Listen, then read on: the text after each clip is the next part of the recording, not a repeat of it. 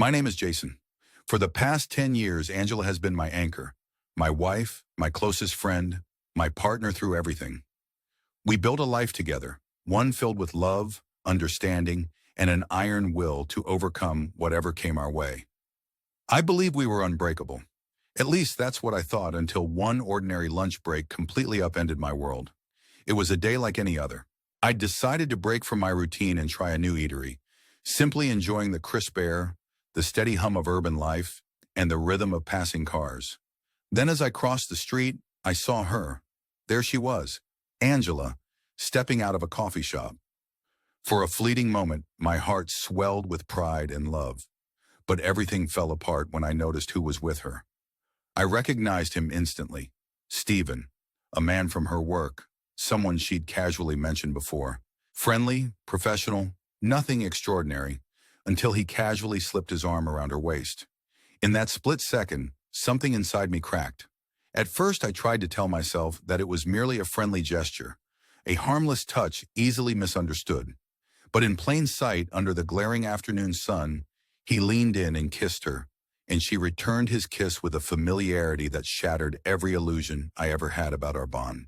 In an instant, the bustling street fell mute.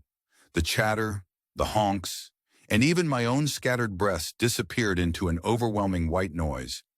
I was immobilized. Every heartbeat pounded in my ears as I stood there, a silent witness to a betrayal I never imagined could hurt so deeply. They lingered together in their own small universe, as if the world and my pain did not exist. Her smile, a smile I always thought was meant solely for me, pierced me to the core. My fists clenched and my body screamed out, urging me to do something, to shout, to run over and demand an explanation. But I was rooted to the spot, paralyzed by a weight I couldn't escape. Hand in hand, they turned and walked away, completely oblivious to the wreckage they left behind. I was left drenched in a storm of emotions I couldn't comprehend. Angela had been everything to me. For 10 years, she was my home, my confidant, my unconditional love. I had poured every ounce of my being into our marriage, celebrated our triumphs, weathered every storm, and stayed up late talking through our darkest hours. And now, in a single shocking moment, I felt as if I were dying inside. The remainder of that day became a hazy blur. One moment I was frozen on the sidewalk. The next I found myself at work, staring unseeingly at a computer screen, my thoughts scattered and incoherent. Returning home felt impossible. I couldn't face that doorway and pretend nothing had happened. So I sent a text. "Hey babe, I might crash at Matt's tonight. He's going through some stuff and could use a friend." I kept it brief and casual, determined not to reveal the storm raging within. Her reply, warm and detached, "That's really sweet. Tell him I hope he's okay. I'll see you tomorrow. Love you," only deepened the sting. How could she so easily dismiss what I had witnessed? How could she kiss another man in broad daylight and simply return to saying, "I love you"? That night, I parked my car and let the silence swallow me. I told myself I needed space to think, but all I felt was a searing pain that made every memory replay over and over. The way she leaned into him, the way their kiss echoed the intimacy I once believed belonged solely to us. Sleep was elusive. The quiet of the car felt suffocating as my mind interrogated every moment. Was it just one kiss, or was this a deeper betrayal? Had this been going on for weeks, months? Did she habitually sneak away from our bed? Somewhere in that overwhelming agony, a slow-burning anger began to take root. It festered beneath every pulse of pain, waiting for the moment it would boil over. Dawn arrived too soon. Knowing Angela's routine, that she always left for work before I did, I drove back home once I was sure she was gone. Walking through our front door, I was met by silent reminders of the life we had built together, the framed wedding photos, the lingering scent of her perfume, in a house that now felt alien and empty. I went through the motions, a quick shower, a change of clothes, all in a desperate hope to wash away the ache inside. At work, even conversations felt distant, and tasks lost their meaning. Co-workers could sense something was off, but no one dared voice it. My mind was trapped in an endless loop of questions. Had I missed the warning signs? Had she been slipping away from me, piece by piece, while I was too blinded by love to notice? Just a few months back, Angela had admitted that she missed the excitement in our relationship. We had promised to rekindle the spark. More date nights, unexpected surprises, renewed intimacy. I thought our efforts were enough. Now I couldn't shake the creeping thought that maybe she had been seeking that electrifying thrill somewhere else. That thought ignited a fiery anger inside me. Right then, I was 80% pain and 20% raw rage, though I knew that balance was likely to shift as the days passed. And then there was Stephen, only a name I had heard in passing, a co-worker she mentioned without any hint of a hidden agenda. Now his face, his hands on her waist, and his kiss were etched into my memory. I wondered, was he married? If so, his partner deserved to know the truth too. As I plotted my next steps, I hesitated to hire a private investigator. It felt like accepting a reality too harsh to face, but I couldn't deny my need for proof. I started making calls. I consulted divorce lawyers. The process ahead was not only brutal, but tested every part of me. Living in a fault-based state meant proving infidelity was a long, costly battleground. I'd need irrefutable evidence before I could even begin to file for separation. Every moment spent pretending everything was fine felt like a betrayal of my own self. That night I made a quiet, painful decision. I returned home, determined to confront Angela without arousing suspicion. I planned to greet her as if nothing was wrong, kiss her goodnight, ask about her day, and then carefully extract the truth. I steeled myself against the urge to explode or confront her with every detail of my discovery. I needed to find out just how deep the betrayal ran. Was this merely an affair, or was she secretly building a future with him behind my back? The thought turned my stomach, and I set a plan in motion. I would confront her with a single piece of evidence, gauge her reaction, and then force her hand. At the same time, I took firm steps to secure my finances. I couldn't allow another dollar of my hard-earned money to be funneled to him. I quickly set up a new bank account, applied for a new credit card, and updated my direct deposit so that she was cut off from everything that wasn't rightfully mine. Intimacy became another battlefield. Every touch, every moment of closeness turned to ashes in my mouth. I started using work as an excuse, not because it wasn't real, but as a shield to protect myself from more heartache. Gradually, I found solace in throwing myself into my tasks, gaining control over a situation that was slipping further away with each passing moment.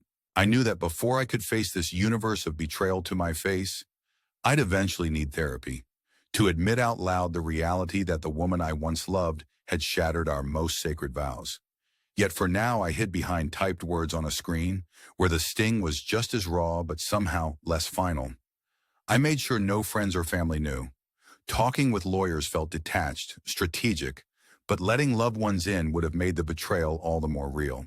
Their pity, their anger, their well-meaning advice would have only deepened the wound. I needed to gather every detail in silence before making any irreversible moves. And then there was the thought of getting tested, STI tests, a painful necessity if this affair had put my health at risk. The very idea made me feel rotten inside, but I resolved to schedule a checkup once I could face it.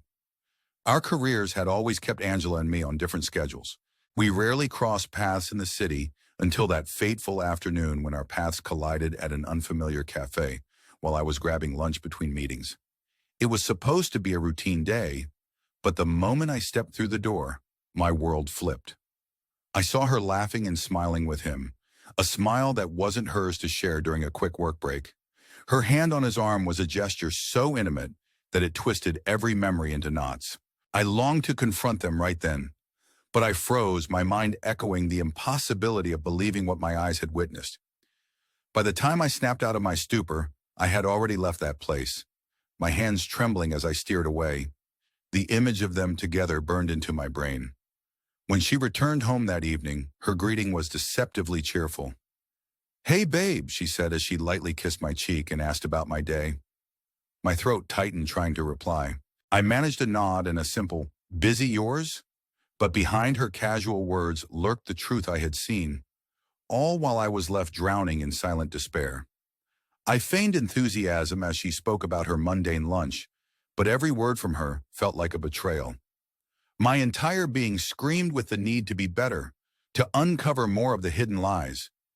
I kissed her forehead and let her deceit wash over me, powerless to stop it. That night, sleep was a distant memory as I lay with my mind racing. Meanwhile, she carried on as if the betrayal was an illusion. Then when the opportunity came, a moment when she left her phone on the nightstand, unlocked, I reached for it with hesitating, trembling fingers. My heart pounded as I unlocked the screen and dove into her messages. At first, it was all mundane, the usual texts with friends and family, work group chats. But then I discovered another messaging app, one unfamiliar to me. With a heavy dread pooling in my stomach, I opened it. There in black and white was an entire hidden world. Thousands of messages, pictures, and secrets spanning months. These weren't just idle flirtations. This was a deliberate, ongoing romance. Every affectionate pet name, every stolen text, made me feel as if our love had been casually repackaged for him, a version of what was once reserved only for me. I gripped her phone until my knuckles turned white, feeling every bite of betrayal. And then came the evidence about that work trip. A meticulously planned outing that was supposed to be business, yet was laden with hidden dinners, hotel nights, and secret rendezvous. A bizarre laugh escaped me, a mix of disbelief and bitter irony. My hands trembled as I set the phone down carefully, unwilling to destroy even a piece of proof. It was then that I remembered the cabin I had booked 2 months ago, a retreat meant for just the two of us, a chance to reconnect amidst nature, to remember our love with quiet hikes and firelight conversations. But just a day before the trip, Angela told me a work emergency had whisked her away to another city. I was disappointed, yet I reassured her that it was fine. I never suspected that beneath her calm apology and promises, she had already handed our retreat over to him.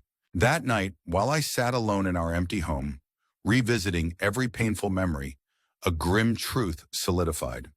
With trembling fingers, I scrolled through her messages until I found the confirmation, the booking details, the excited texts, and then the photos. There they were, images of a stolen weekend, of laughter and kisses meant for someone else. Rage flooded through me as I forced myself to record every detail. When Angela finally emerged from the shower later that evening, I couldn't mask my agony any longer. I asked in a voice that was unnervingly calm, "Is there something you need to tell me?" Her confused gaze melted into one of guilt when I uttered, "I know everything, Angela." The look on her face, the panic in her eyes said it all.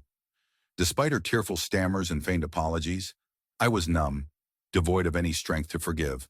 Every outing, every lie, every tender moment we once shared now tasted bitter, like betrayal incarnate. In that chaotic storm of emotions, I made the hardest decision. I would confront her carefully, piece by piece. I planned to walk through our front door, greet her as if nothing were amiss, and then, with each casual question about routine things, like an upcoming work trip, I would fish for details. Every word, every pause would be measured. If she attempted to lie or deflect, I would know exactly who she had become. I began to formulate a plan to cut off financial access, to ensure that every penny of my hard-earned money would no longer be used to further this deception. I opened new bank accounts, updated payroll details at work, so that from that moment on, nothing would be shared. At the same time, I intentionally pulled away from any physical closeness. It hurt too much to even think of a touch. Work became my refuge and distraction. Deep down, I knew I would eventually need professional help, a therapist to help me stitch the shattered remnants of my heart back together. But for now, I hid behind these written words, where the pain remained contained rather than fully realized. I was determined that no one in my inner circle would know, at least not until I was ready to face the aftermath. And yes, I know some of you might be following along on our channel, and if this story resonates with you, consider subscribing and sharing your thoughts below. It really helps create a supportive community and reminds us that we're not alone through life's darkest chapters. Over time, the recollection of that cruel lunch replayed in my mind relentlessly. Angela and I did not have typical 9-to-5 jobs. We were always on the move, attending meetings, greeting clients. That day, fate had forced our paths to cross in a cafe far from our usual haunts. I never imagined that a routine day would transform my life. As soon as I saw them, a tender exchange, laughter and touch that suddenly felt far too intimate, It was clear to me that this was no ordinary meeting between colleagues. When I eventually snapped back into reality, I left the cafe in a hurry, my hands trembling with suppressed anger.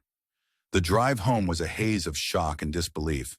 Later that evening, when Angela returned home with a casual, "How was your day, babe?"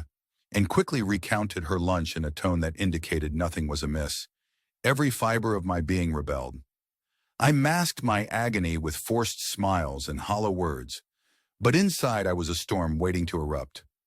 Later that night, after she had gone to shower, I made a decision.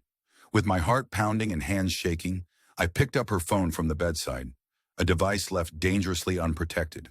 What I found cast an unyielding shadow over every memory we shared. The messages were not random banter. They were a continuous stream of affection, secrets, and planning that traced back months. It became chillingly clear. This had never been a one-time mistake, but an ongoing betrayal filled with hidden rendezvous and love notes not meant for me. I remember that distinct line, "You make me feel alive," a phrase I thought was ours, now recycled for him. My grip on the phone tightened until my knuckles turned white. That night, trying to process a love turned toxic, I knew I had to act. I needed to confront her, but in a way that forced the truth into the open. I planned to reveal just a fragment of what I discovered and watch for any sign of guilt or deflection. Should she lie, I'd have further confirmation of who she truly was. With every calculated step, I also secured my finances against any more misuse. My new bank accounts and credit cards were set up as a barricade, ensuring that from that moment, my money was solely mine. I realized I had to stop any intimate contact as well, because each forced embrace turned into a nightmare. I pretended to drown myself in work, a refuge from the incessant pain of betrayal. As the days blended together, I found myself constantly replaying every moment in our everyday life. I recalled conversations where Angela mentioned missing something exciting in our marriage, a detail that now took on a sinister meaning.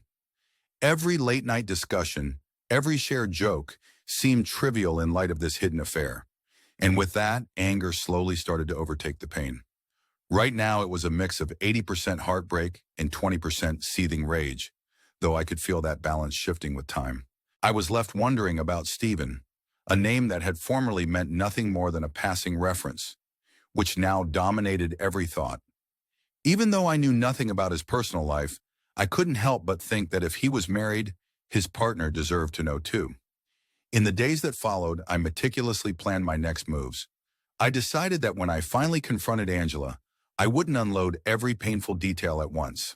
Instead, I'd reveal just one undeniable piece of evidence and gauge her reaction. If she attempted to gaslight me, every deception would be laid bare for what it was. I realized that if I asked too many direct questions about her work or that upcoming trip, she might get suspicious. Perhaps I'd casually mention the trip and ask who was going, or wait for her to volunteer the details. Every little hesitation would be another crack in her facade. And in all this, I made a promise to myself. If even 1 cent of my money was ever used to fund her secret life, I wouldn't hesitate to take action, legally or otherwise. I knew deep down that eventually I would also have to tend to my health. Even the idea of undergoing STI tests because of my own wife made me sick to my stomach. But I couldn't risk ignoring it. Once I found the right time, I'd make up a cover story about a routine checkup and let science reveal the truth. Funny enough, our jobs had rarely allowed our worlds to collide until that fateful day. In a bustling metropolitan maze, I never expected fate would force me into that humble cafe, where a seemingly innocent lunch turned into the worst revelation of my life. There I was, halfway across town on a day that should have been ordinary, and then I saw them. I saw her laughing, her hand resting so intimately on his arm. It was a moment that screamed betrayal, loud enough to drown out every other sound. I felt I could have stormed right up to their table, demanded an explanation right then and there, but instead I froze, locked in a paralyzing mix of disbelief and horror. When I finally came to my senses, I had already retreated, my body trembling as I drove home. The rest of that day passed in a blur of shock. That evening, when Angela greeted me with a chipper, "How was your day?" my insides twisted at the sheer banality of it all. I managed a mechanical exchange of words. A stubbed conversation about a deli salad and work deadlines. while inside I was unraveling. Then came the moment that irrevocably changed everything. Late that night, while she was in the shower, I found her phone abandoned on our bedside table. With my heart pounding in my ears, I unlocked it and journeyed through a maze of texts, first group chats and friendly banter, then a hidden messaging app. There I uncovered the raw and unfiltered truth. Months of secret conversations, photos, and affectionate exchanges meant not for me, but for someone else.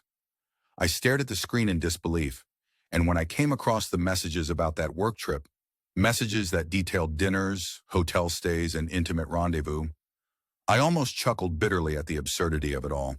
My hands trembled as I held on to every spoken word and picture, each detail engraving the betrayal deeper into my soul.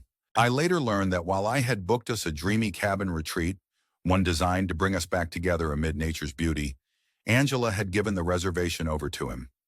A day before the getaway, she claimed an urgent client meeting pulled her away. I had reassured her, telling her it was all fine, never suspecting that my dream of a quiet weekend would be usurped by her secret lover. That revelation hardened something inside me. Instead of going on the trip alone, I stayed home, haunted by memories of what we once shared and what had now been manipulated into something unrecognizable. When Angela finally returned home that evening, her demeanor was chill, almost rehearsed. "Hey, babe," she greeted, pressing a rushed kiss to my cheek. "How was your day?" she asked. I fumbled through my response, my throat tight with unspeakable hurt, while inside every memory of that day replayed in agonizing detail. My mind reeled with the thought that she could so easily lie. And then, in a moment of irresistible impulse, I decided to check her phone while she was still in the shower, a choice that would unleash the full force of betrayal. I hesitated only a moment before my fingers wrapped around her phone.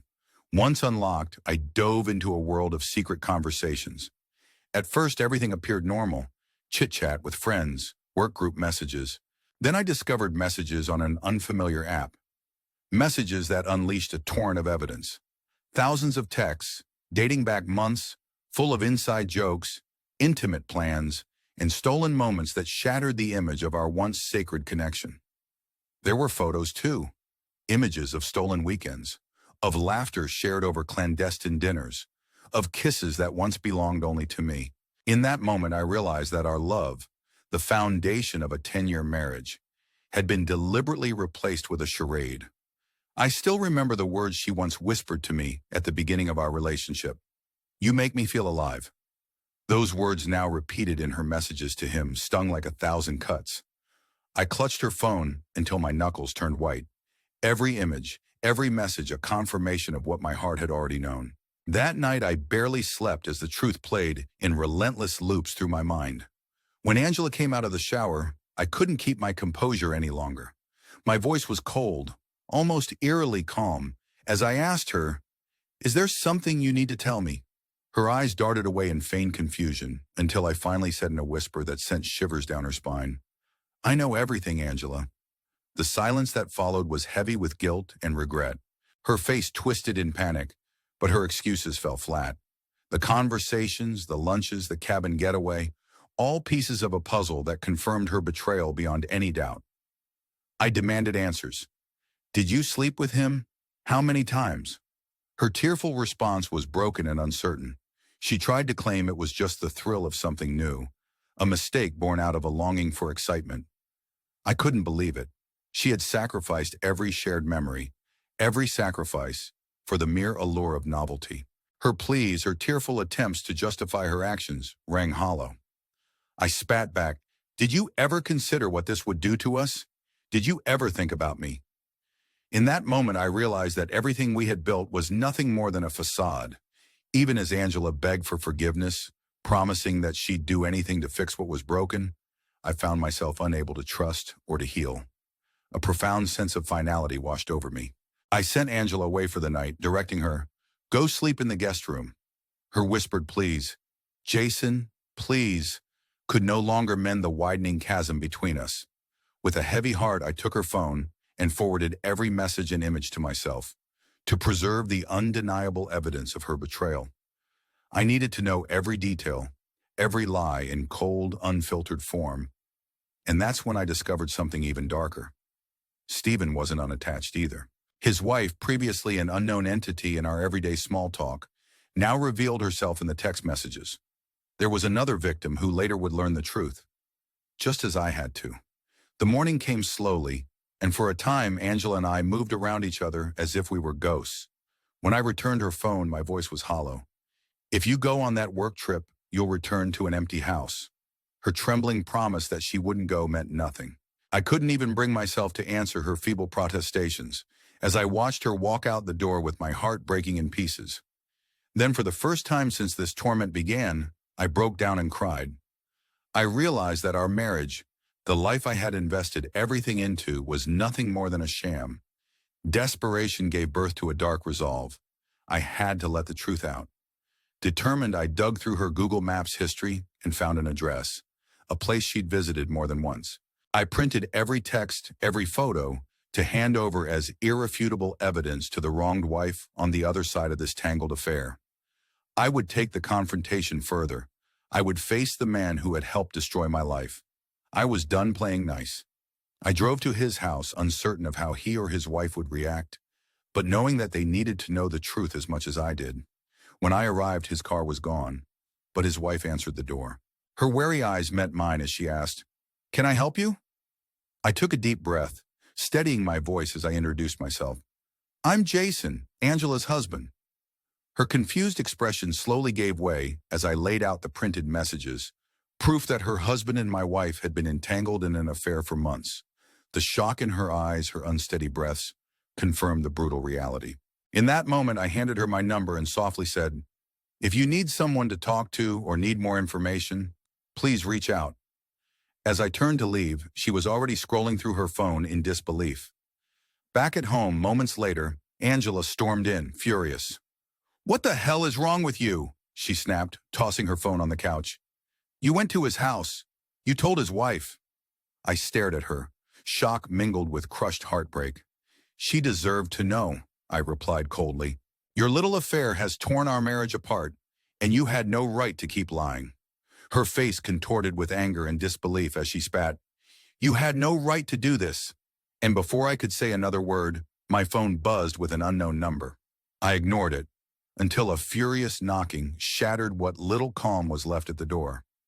I opened it to find him, Stephen, red-faced and fuming. "You son of a bitch, you ruined my marriage," he shouted, jabbing a finger at my chest. I laughed bitterly. "Ruin? You destroyed my life. You and my wife did this, not me." He sneered and took a menacing step forward, insisting that I had no right to intrude on what he claimed was a private matter, as if it was only between us. I spat back. "Your affair with my wife makes this a matter for all of us." She deserved the truth. The confrontation escalated quickly, a clash of anger, betrayal, and wounded pride. As he advanced further and even grabbed Angela's arm roughly, sending her stumbling and falling on our porch, something inside me snapped. I was no fighter by nature, but seeing him hurt her ignited something primal. I lunged forward, grabbing him by the collar and shoving him against the railing. Each punch I threw was fueled by every moment of betrayal, every shattered memory of our once sacred love. "Touch her again, and I swear I will end you," I growled through clenched teeth. He struggled, eyes wide with panic, but I was determined. "Get the hell off my property. If you ever come near me, my house, or my wife again, I'll call the police." Finally, he backed off, muttering curses as he stomped away. I turned to Angela, who lay on the porch, trembling. "This is the man you chose over us," I said in a voice devoid of comfort. Her eyes, filled with shock and regret, told me everything even before she spoke. For the first time in what felt like an endless nightmare, she broke down completely, sobbing uncontrollably. I stepped back, my heart aching with bitter realization. Our love, our shared life, was utterly gone. "I can't stand to be around you right now," I said. "I'm staying at a friend's place until I know what the hell has happened here." Angela's pleas mixed with her sorrow as she repeated, "Jason, please, don't do this." I gathered my keys, stepped out of our shattered house, and locked the door behind me. That night, I met a friend for a drink, a brief escape from the unbearable reality, as I recounted everything that had happened. Filing for divorce became both the easiest and the hardest decision of my life. Easy because there was nothing left to salvage. Hard because it meant untangling all that we'd painstakingly built over a decade. The very next morning, I contacted a divorce lawyer. The evidence I had, photos, messages, every single detail, left no room for negotiation. Angela offered no resistance, perhaps overcome by guilt or resigned to the truth. In the end, we divided our marital assets, our house, savings, and investments, while my personal finances, kept separate all along, remained untouched. It still hurt deeply to see our shared life measured out in legal documents and numbers. But I craved freedom. The divorce process dragged on for a full year. Each day a painful reminder. Every encounter with her a fresh wound. At times she reached out to apologize, to claim she had changed, but I never could forgive her lies. And then there was Stephen. His indiscretions with my wife cost him dearly. His wife filed for divorce once I exposed everything, and his employer had no choice but to fire him once word got out. Karma, it seemed, worked in its own brutal way. Now, a year later, I've chosen to focus on rebuilding myself. I am not dating nor rushing into anything. I've dedicated my time to work, to hobbies I once abandoned, and to nurturing friendships that had long been neglected. Each day, the memories of betrayal and anger slowly grow less fierce. I remind myself that I survived the unthinkable, that I walked through the fire and emerged, scarred but alive. And when I'm finally ready to open my heart again, maybe then I'll trust love once more. Before I wrap up this story, I want to thank you for listening to my journey. If you found some connection in these words, even if just a spark of understanding, please consider subscribing to our channel and sharing your thoughts in the comments.